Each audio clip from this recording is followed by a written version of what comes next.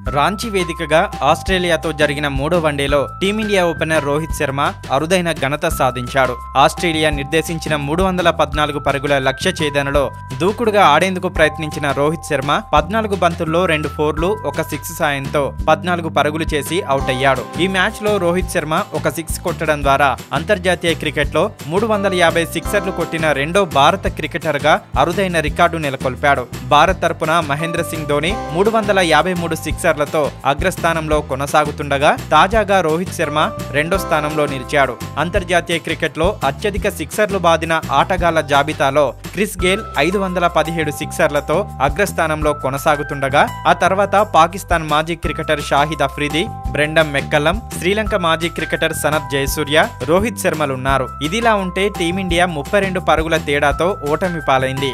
Australia నిర్దేశించిన 314 పరుగుల విజయ లక్ష్యంతో బరిలోకి దిగిన టీమిండియా 281 పరుగులకే ఆలౌట్ అయింది. ఆస్ట్రేలియా బౌలర్లలో ఆడమ్ జంపా, కమిన్స్ తలో 3 వికెట్లు తీసుకోగా నాథన్ లయన్ కు 1 వికెట్ లభించింది.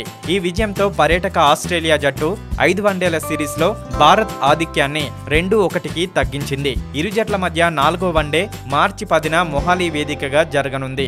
ఓపెనర్లు శిఖర్ ధావన్, రోహిత్ శర్మ స్వల్ప స్కోర్ కే పెవిలియన్ కు చేరారు. రిచర్డ్సన్ బౌలింగ్ లో శిఖర్ ధావన్ తొలి వికెట్ గా పెవిలియన్ చేరగా, ప్యాట్ కమిన్స్ బౌలింగ్ లో రోహిత్ శర్మ ఎల్బీగా పెవిలియన్ కు చేరాడు.